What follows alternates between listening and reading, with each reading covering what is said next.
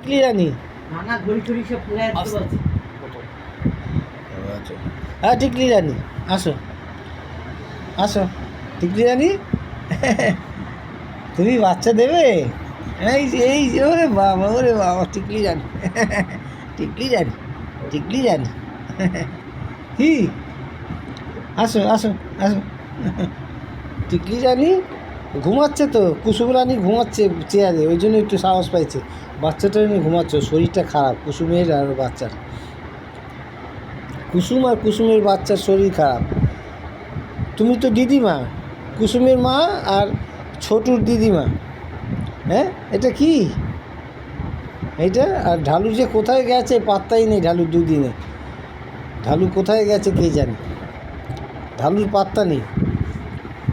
হ্যাঁ ঢালু কই?